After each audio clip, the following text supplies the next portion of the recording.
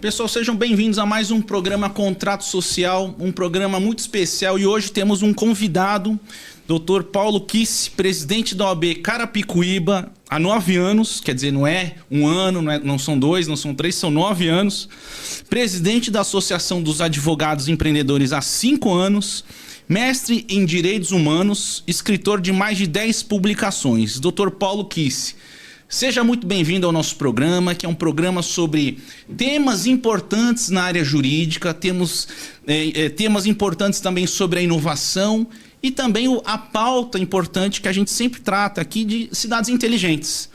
Mas hoje eu queria ouvi-lo e queria já te agradecer por estar aqui conosco e já fazer essa breve introdução.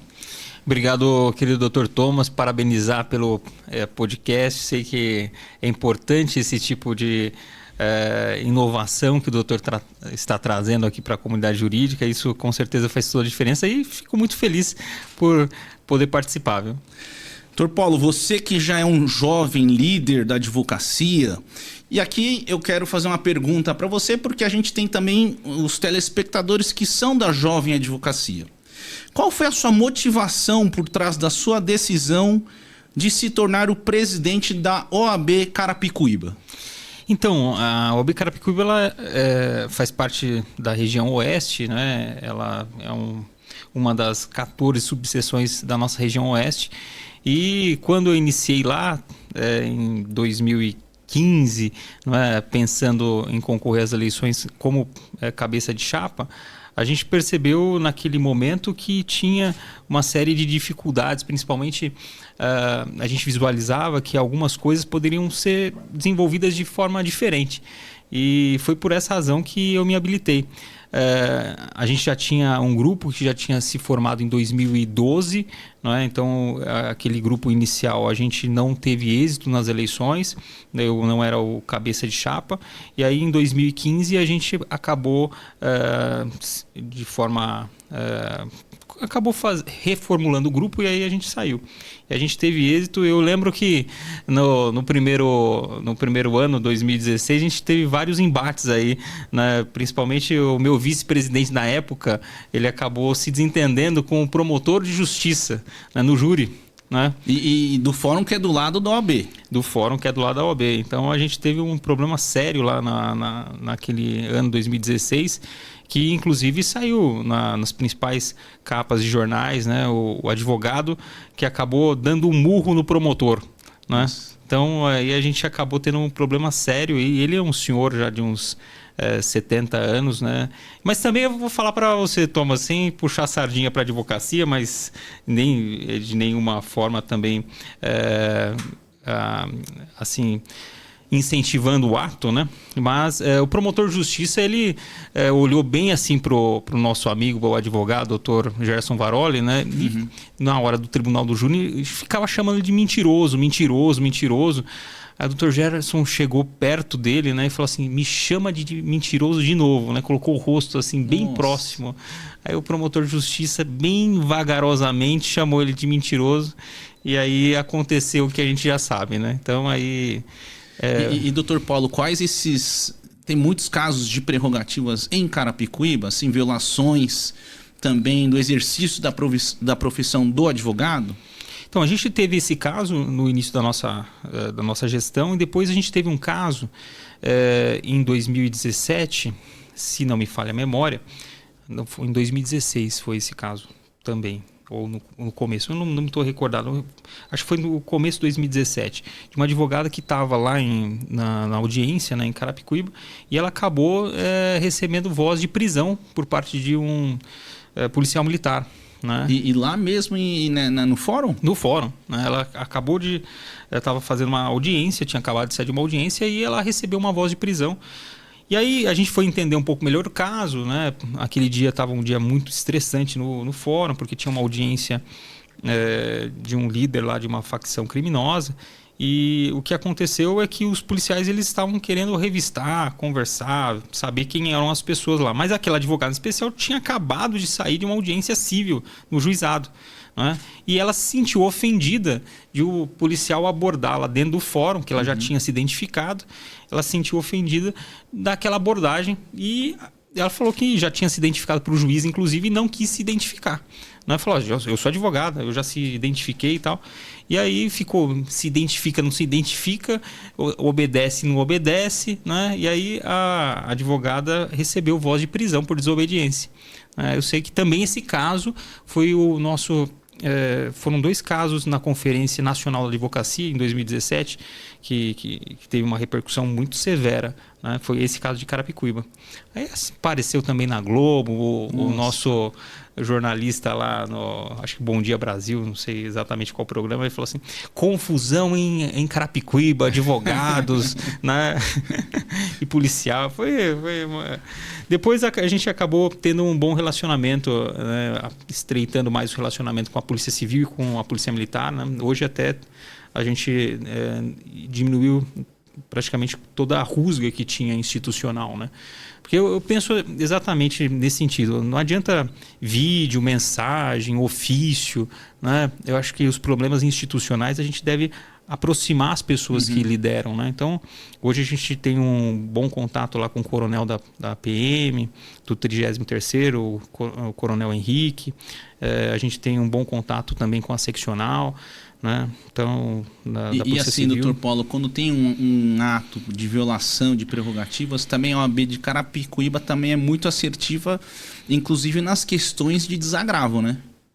Sim, hoje a gente tem diminuído muito esse desentendimento institucional. Eu acredito que o desagravo é um instrumento importante, mas ele por si só, ele às vezes acaba sendo assim, às vezes não surte aquele... Um ato isolado?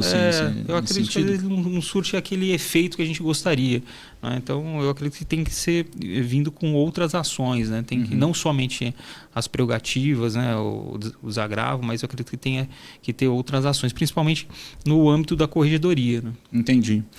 E o tema de direitos humanos, né? Eu vi assim, essa questão de direitos humanos é um tema super importante, e a minha pergunta para você, como presidente do OAB Carapicuíba, quais são as suas ideias, estratégias para superar esses problemas de direitos humanos na nossa sociedade?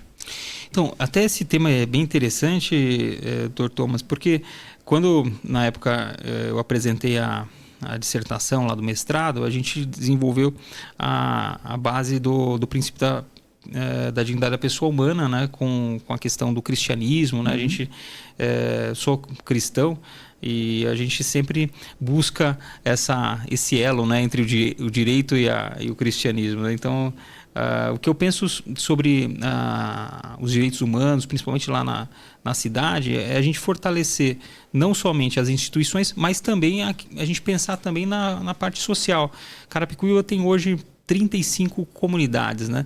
E aí quando eu falo comunidades, as pessoas até não gostam, né? Algumas pessoas falam assim, você tem que falar favela, né? Então Carapicuíba é uma cidade carente, e a gente tem um grave problema social lá, porque ela é tida como cidade dormitório, né? Então o que eu penso é a gente incentivar essa população até buscar melhores condições, né? Muitas vezes o jovem não se vê com as oportunidades, e a gente, como instituição, como OAB, incentiva esses jovens através das comissões, né? A gente faz festas lá na nossa rua lá da OAB, a gente fecha aquela rua lá e a gente promove diversos eventos até para incentivar as crianças, os jovens, os adolescentes a terem esse contato com a advocacia. Bacana. Né? Tem o escola, a OAB vai à escola? Tem algum programa assim dentro da OAB de Carapicuíba, Dr. Paulo? Temos, a gente tem a OAB vai à escola, a gente tem hoje vinculado à Secretaria de Ensino lá de Carapicuíba, a gente tem 54 escolas. E a OAB tem um projeto nas escolas, né, através do nosso presidente Sinésio Luiz Antônio. A gente tem desenvolvido um trabalho bem significativo lá. Hoje a gente tem 67 comissões na subseção, né? Então a gente ampliou bem o leque, né? Antes a gente antes da gente ingressar na instituição, a gente tinha mais ou menos umas 20 comissões, né? E alguns dos presidentes de comissões nem sabiam que eram presidentes, né? Então a gente mudou essa cara no sentido de aumentar o número de comissões e possibilitar que mais advogados trabalhassem, né? Que se sabe que é um serviço voluntário, né? Então, Dr. Paulo, fale um pouquinho para nossos telespectadores que você já está há mais de 5 anos na Associação dos Advogados Empreendedores. Você é o presidente. Explica para os nossos telespectadores o que é a Associação dos Advogados Empreendedores, como é que ela trabalha, como é que ela desenvolve, como é que ela fortalece também o empreendedorismo no campo jurídico. Então, o que a gente tem falado na associação e até o motivo de a gente ter formado essa instituição é que a gente entende que o empreendedorismo é uma forma de mudança social. Aí o advogado ele tem que se adaptar à ideia empreendedora, ele tem que ter isso na advocacia, ele tem que tratar a empresa, né, dele, a advocacia dele como uma empresa. Uhum. Então, se ele não entender que a advocacia é uma empresa, ele está fadado ao insucesso. E a gente propõe cursos, palestras, eventos relacionados à gestão de pessoas, né, gestão financeira. A gente sempre propõe palestras relacionadas à questão de marketing, né, vendas também. A gente está aqui, a gente está se vendendo de alguma forma, né? Então, às vezes se tem muito preconceito quando se fala de advocacia e vendas, mas o advogado precisa saber abordar o cliente, conversar com esse cliente. Nada se sustenta, né? Nenhum escritório se sustenta se não tiver cliente. Então a gente visa também passar essa ideia para esse advogado, né? Então a instituição... Mas aí você, Dr. Paulo, você já viu que teve um resultado muito grande, já tem cases de sucesso do trabalho, da capacitação dessa advocacia para o lado empresarial? Olha, eu tenho visto que a gente conseguiu auxiliar muitos colegas, né, que não tinham essa visão, porque você tem que conscientizar o colega. Às vezes ele sai da faculdade e ele não tem a ideia de que é importante ele ter uma vivência, né, em outros segmentos para que ele tenha um sucesso no escritório dele. Então, a gente conscientiza esse advogado e através dessa conscientização ele começa a aplicar alguns métodos lá no escritório dele. E assim, eu tenho como mentor nessa área do empreendedorismo jurídico o nosso querido professor Cristiano Pinto Martins. Não sei se você já ouviu falar nele. Ele tem aquele programa Advogado 10X. Sim. Ele é uma pessoa muito versátil nessa parte do empreendedorismo, advocacia, e eu tenho aprendido muito com ele e tenho trazido muito para a associação os conceitos que ele tem nos ensinado, né? E, doutor Paulo, dessa região oeste que você falou, tem uma integração da OAB de Carapicuíba com as outras regiões, com as outras OABs ali daquela região? Vocês se falam bastante? Vocês têm ações em conjunto naquela região? Olha, eu tenho um bom relacionamento com a OAB de Barueri. Eu fui o responsável até na época das campanhas por organizar a campanha do Dr. José Almir. Então, a gente tem um bom relacionamento com o Dr. José Almir e também com outras subseções, né? Assim, o que eu vejo em relação à nossa região é que ela está fortalecida, né? É uma região forte, a gente tem uma região que tem aí uma grande possibilidade de interferir aí no cenário estadual. E eu acredito que a nossa região, claro, assim, se você for pegar a maior subseção da nossa região é a de Osasco, né? Então eu tenho tido esse cuidado de estar desenvolvendo esse relacionamento com os advogados de Osasco também, né, para que a gente possa ter uma boa aceitação aí nesse contexto. Mas eu vejo com bons olhos. A nossa região não é uma das maiores, mas não é a maior, mas é uma das maiores. Doutor Paulo, agora fazendo uma pergunta mais pessoal. Você é pai, marido, líder na comunidade jurídica. E como é que você consegue aí dividir o seu tempo, suas responsabilidades pessoais, familiares e profissionais? Como é que você faz isso? Que eu sei que é difícil, não é fácil. Eu também sou casado, tenho 4 filhos, então eu sei que não é fácil manejar o tempo. Como é que você consegue manejar o seu tempo? Então... E esse equilíbrio, né? Um equilíbrio mais saudável também da vida. Então, doutor Thomas, é essa questão de a gente pensar na família, né? Eu acredito que a base de tudo é a nossa família, né? A gente tem Deus, né, como nosso ser supremo e criador de toda a vida, e a gente tem a família como uma base, né? Sem ela a gente não consegue se desenvolver. Então, minha esposa, Karina, né? O meu filho Zadok, de 5 aninhos. Então, a gente tem um bom relacionamento em família, né? Eu procuro sempre reservar um dia para a esposa. Né? Acho que isso facilita bastante. Então, os finais de semana também são essenciais, né, doutor Paulo? Final de semana e um dia na semana, pelo menos a parte noturna aí, a gente separa um dia para a gente estar se dedicando ao casal, né?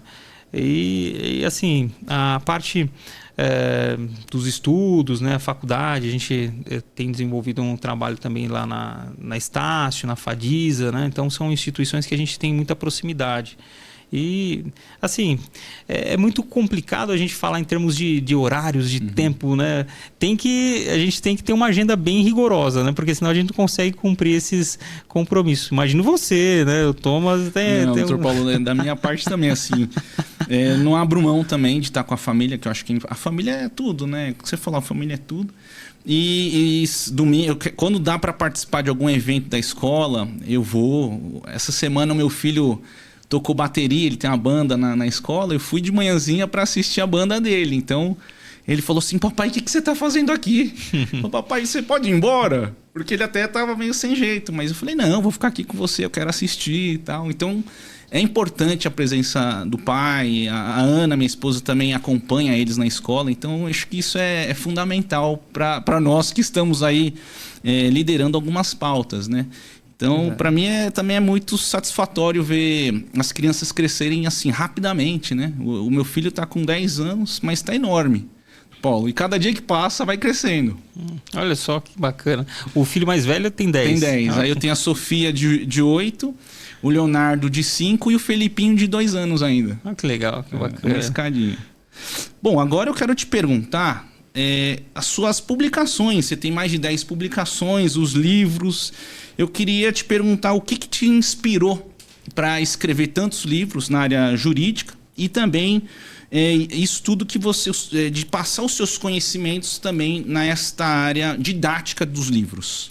Então, a gente iniciou lá em 2015, a gente fez a primeira publicação, foi inclusive a dissertação, o nosso querido Dr. Sayeg, Ricardo Sayeg, fez o prefácio do livro, né? Então a gente... foi inclusive através dele que a gente conseguiu ter um bom resultado e uma boa aceitação na própria instituição. E aí depois de um bom tempo a gente fez um livro sobre como passar na OAB, não é? E aí depois eu acabei me empolgando, né? A gente acabou fazendo algumas publicações, mas na área mais de empreendedorismo, não tanto na área jurídica, né? Então a gente fez o marketing, o advogado moderno e o marketing, a gente fez outras publicações relacionadas nesse segmento, né? Então não são exclusivamente jurídicas, mas visam auxiliar principalmente o advogado, né, nesse contexto de desenvolver o empreendedorismo. E doutor Paulo, o que você vê agora dessa advocacia 4.0? Quais são os desafios dos jovens advogados? Isso que você está falando de ter livros fora da área estritamente jurídica, como liderança, marketing, gestão. Quais são as ferramentas hoje que um jovem advogado precisa ter para se sobressair no mercado de trabalho?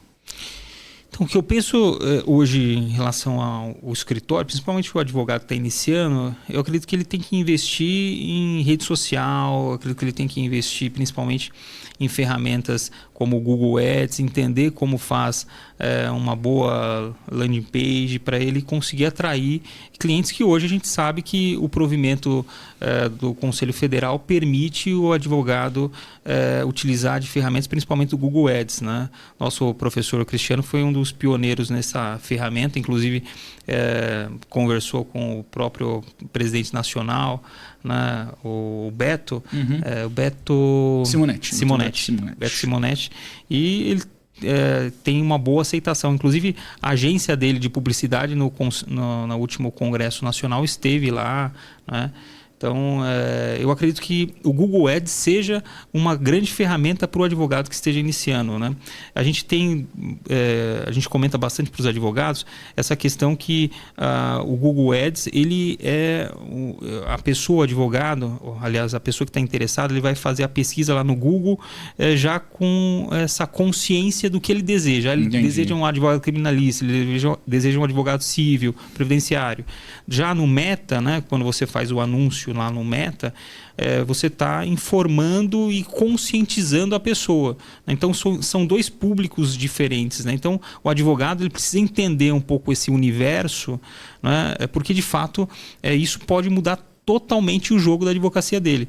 Então, eu penso que muito nessa estrutura para o jovem advogado, né? E hoje ele não pode pensar na advocacia também sem a inteligência artificial, né? Então, a inteligência artificial, em especial, né, o chat GPT, né? O pessoal às vezes fala chat GPT, não sei como que fala exatamente, mas ele não pode deixar de lado, né, a inteligência artificial, né? O Bard, que agora mudou, né, por Gemini, alguma coisa assim, né? E aí, doutor Paulo, e como é que você lá na OAB Carapicuíba você integra, por exemplo, os advogados com mais experiência, com a jovem advocacia? A gente sente hoje infelizmente, quando você vai para o fórum, antigamente você ia para o fórum, você encontrava todo mundo no fórum, né? Hoje a gente tem o processo que era o processo físico, virou o processo eletrônico. Então, o estagiário, o advogado, peticiona, vai lá, mas assim, hoje não tem aquela integração que você tinha antes de você estar no fórum, de repente você encontra um colega advogado. Como é que a OAB Carapicuíba tem enfrentado também essas questões de integração entre advogados mais experientes com a jovem advocacia? Então, eu tenho conversado muito com os advogados, né, principalmente os novos. A gente sabe que o advogado que já tem um certo tempo de ordem, ele tem muita dificuldade, principalmente nessa parte tecnológica, né? O peticionamento eletrônico, ele fez com que muitos advogados deixassem de advogar, né? Eu já vi diversos advogados, né, com muita dificuldade. E o que a gente tem em mente, né, e tem incentivado os colegas, fazer essa integração. O jovem advogado muitas vezes não tem um cliente. O advogado, né, com mais experiência, ele tem um cliente, mas muitas vezes tem a dificuldade em executar, às vezes, as tarefas até em razão dessa nova tecnologia. Parece que não, mas o advogado lá de 1980, né, e um pouco mais para cá, ele às vezes desenvolveu a advocacia dele muito na máquina de escrever. Sim. Né? Então, até tinha um promotor que eu fiz estágio na época, ele falou que quando saiu o computador, ele ficou na dúvida se ele comprava uma máquina de escrever um pouco melhor ou se comprava o computador. Né? Então, ele acabou optando pelo computador. Mas o que eu vejo é essa dificuldade. Então, a gente tenta fazer essa integração, né, propondo aí palestras, eventos. A gente tem grupos de WhatsApp. Então, hoje eu tenho um grupo de WhatsApp bem significativo, com mais ou menos uns 1.000 inscritos, né?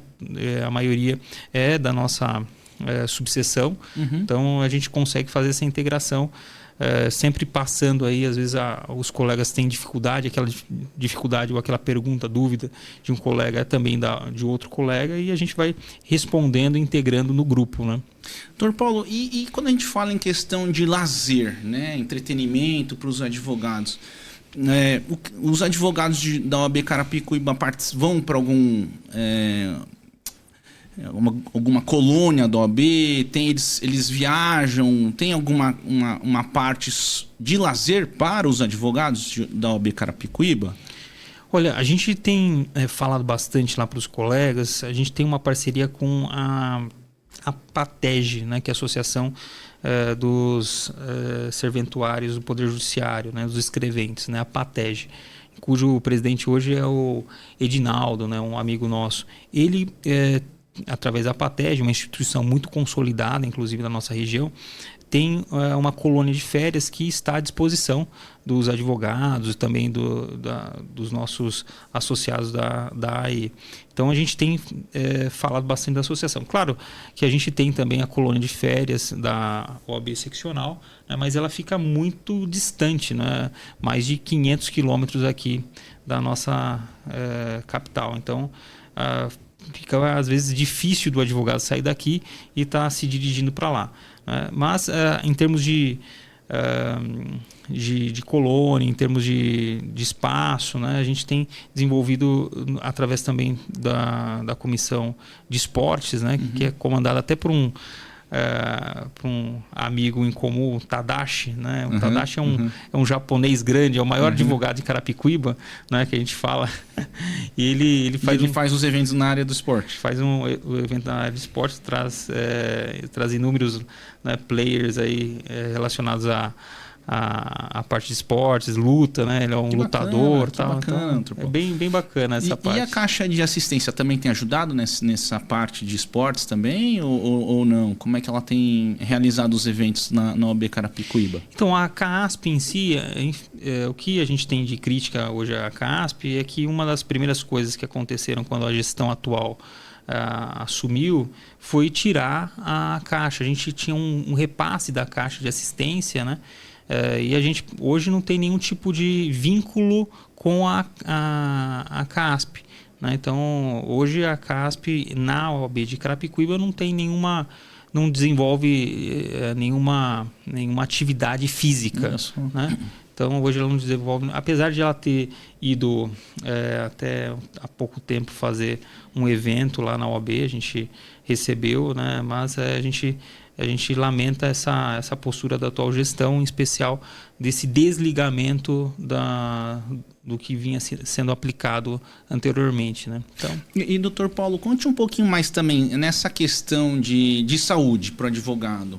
Os advogados também têm acesso a planos de saúde? Como é que, se um jovem advogado quiser ingressar já e já pensar tanto na sua previdência, na sua saúde, ele tem como já ativar todos esses serviços?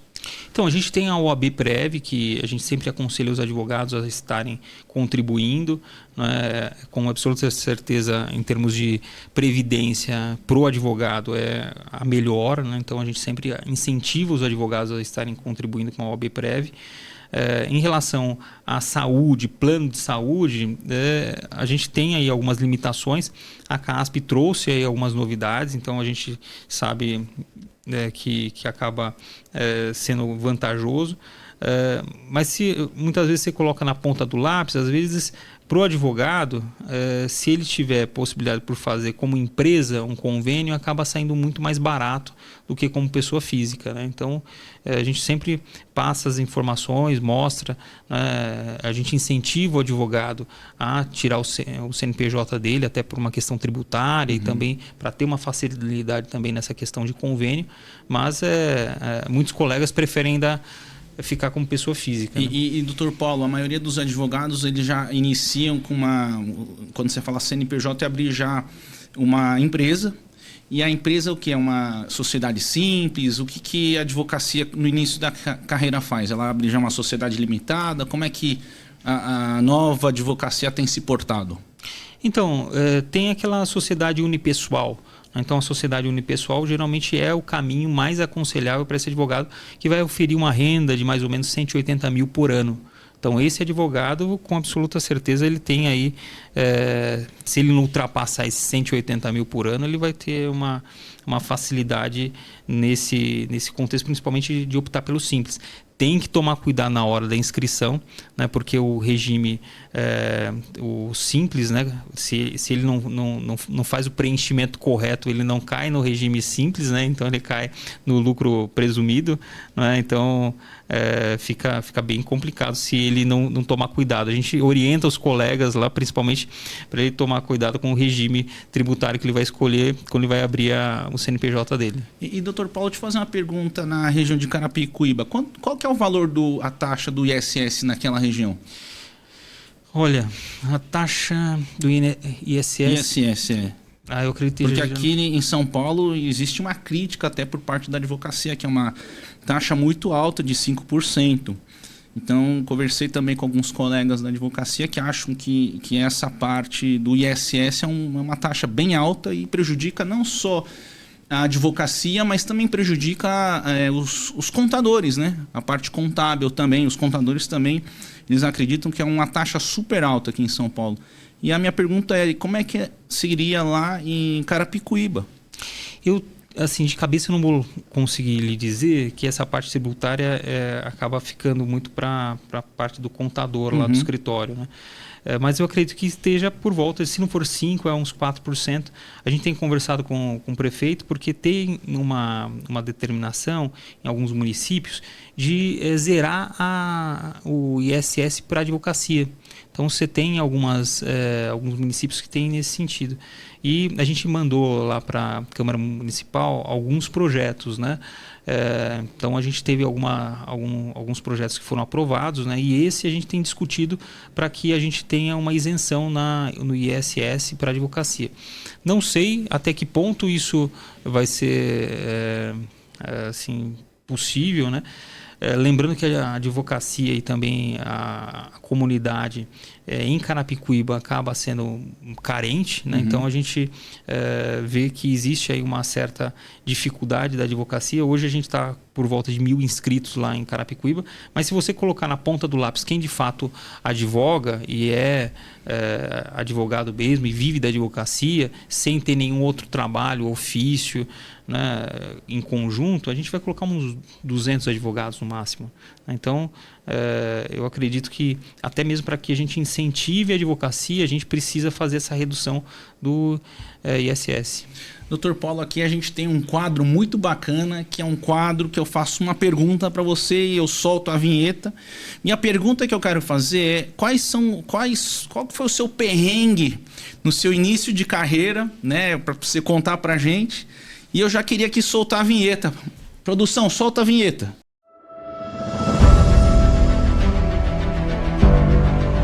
Doutor Paulo, então essa pergunta que eu sempre faço nos nossos programas, dos perrengues, qual foi o seu perrengue no seu início de carreira, na sua profissão como advogado?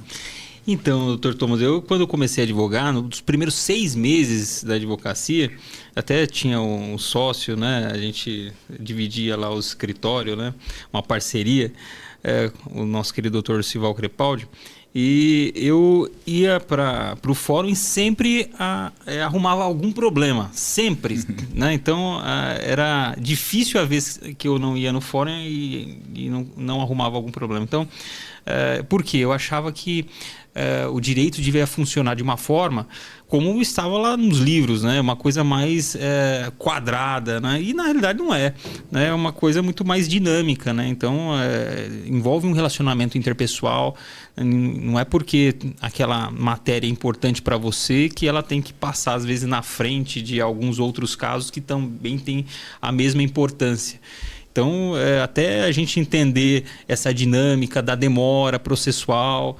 Então, eu queria que os meus casos, principalmente porque eu tinha poucos naquele início de carreira, eu queria que os meus casos tivessem um tratamento aí mais célere, né? Então, eu sempre questionava para o juiz como que era possível, né? A criança estava precisando de alimentos e ele ainda não tinha concedido lá os alimentos, né? Inclusive em um desses questionamentos o juiz até pediu gentilmente para que eu se retirasse da sala, né? Na audiência a gente teve alguns atritos e aí ele falou que ia me representar, eu falei que ia representar ele e por fim ninguém representou ninguém, né? Então, mas a gente teve várias questões, principalmente nesses 6 meses, né? Me lembro que eu ganhei um Fusquinha do meu pai, né? Quando eu conto essa história, sempre conto essa história em entrega de carteira, né? Porque o advogado acha que quando a gente inicia já fica rico de uma hora para outra, né? Às vezes vem em rede social, Instagram, né? Aqueles advogados super ricos, né? E aí eu falo sempre dessa história do Fusquinha que o meu pai me deu para eu ir para o fórum, né? E ele é um Fusquinha muito ruim, né? Mas muito, né? Era bem ruim o Fusquinha, a gente conseguia olhar o assoalho e eu conseguia ver o chão, né? O asfalto, né? Uhum. E eu brincava lá com o pessoal que qualquer dia daqueles que se o fusquinha não parasse, eu pisava um pouco mais firme e eu ia parar aquele fusquinha com os pés, né? E ele era muito ruim, né? A gente até tinha vergonha de parar com aquele fusquinha na frente do fórum, né? E quando eu fui por fim vender aquele fusquinha, né? Eu vendi por R$800, né? E ainda a pessoa que comprou achou caro, né? Então eu conto essa história até para falar pro advogado, né? Essa ideia que é uma evolução, né?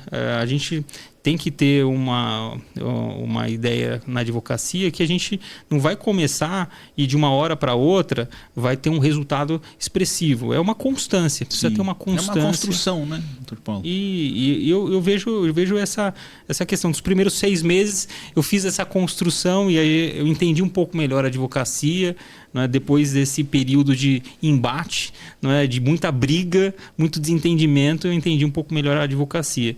E aí depois a gente melhorou um pouco, né? Parou de brigar tanto, né? E entender um pouco melhor a advocacia. E aí, de fato, as coisas começaram a fluir. Doutor Paulo, eu estou aqui pensando, imaginando. No primeiro bloco falamos da questão de prerrogativas, falamos de direitos humanos na advocacia, falamos também, abordamos a saúde, entretenimento, mas uma pergunta agora sobre a ética, o Tribunal de Ética. Como é que você tem visto esse papel da advocacia lá em Carapicuíba?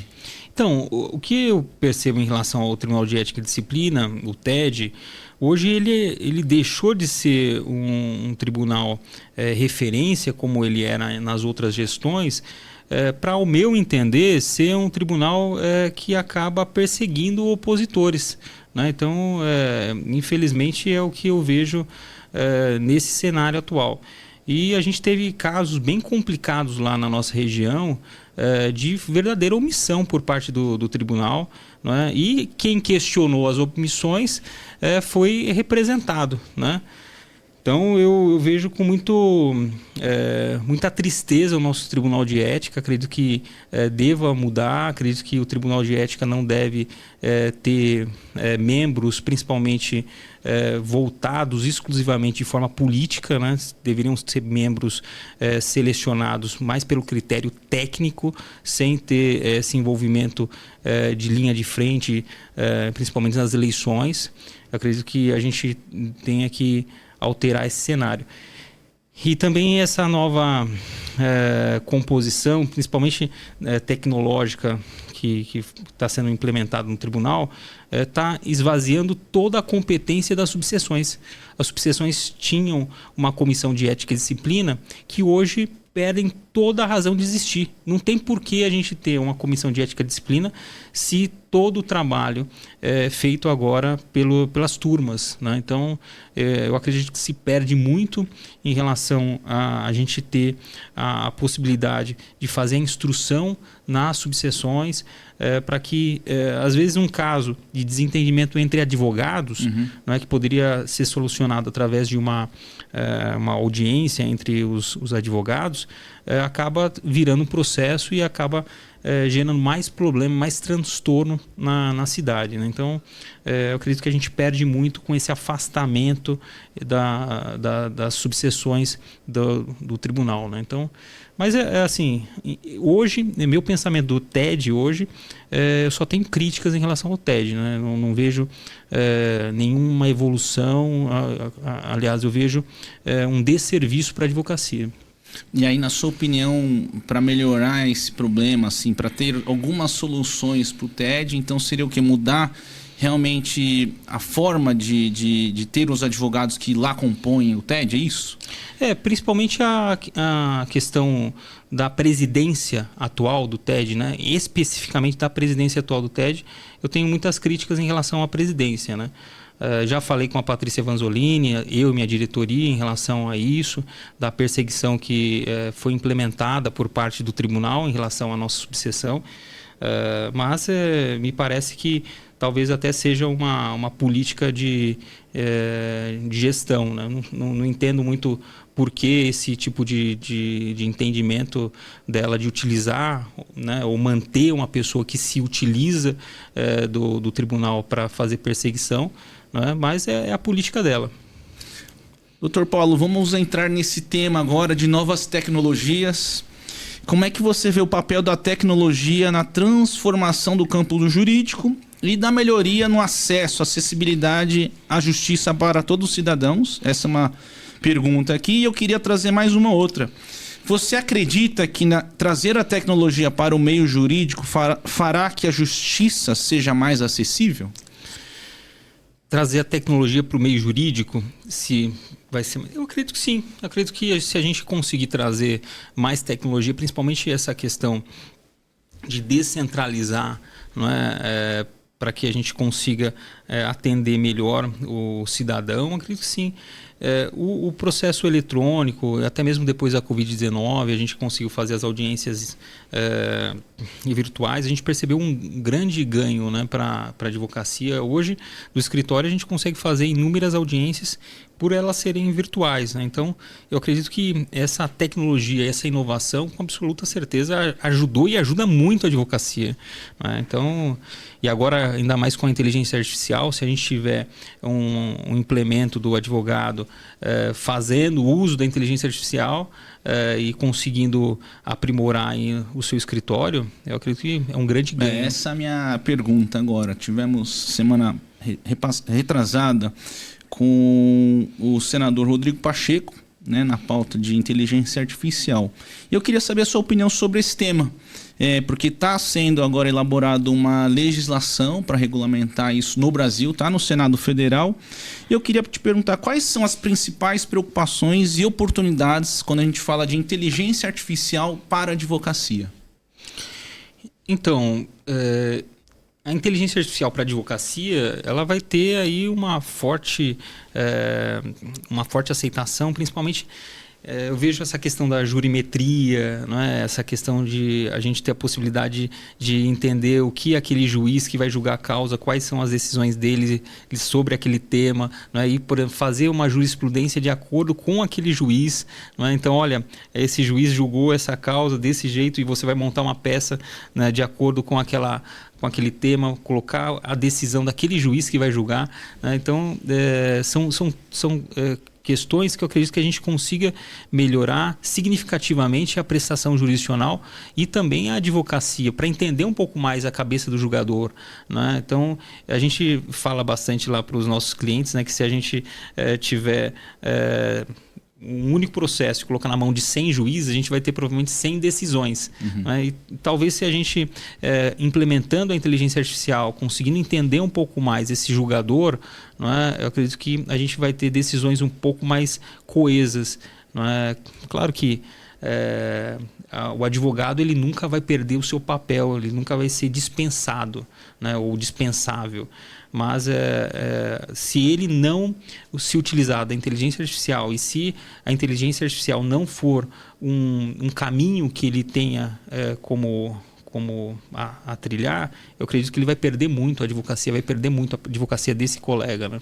Então, doutor Paulo, você está sugerindo, então, para que o advogado, jovem advogado, também se capacite para utilizar a inteligência artificial. Seria isso, mais ou menos isso, porque a inteligência artificial já é uma realidade, né? Numa realidade no mundo inteiro. Então a ideia, na verdade, é capacitar os advogados? Sim, eu acredito que o advogado ele precisa ter esse viés junto à inteligência artificial, ele precisa ter essa capacitação, ele precisa entender como funciona, principalmente o mais básico, né? O ChatGPT, né? Até o Bard do Google. Então ele precisa entender um pouco mais esse básico para que ele consiga desenvolver a advocacia com mais facilidade.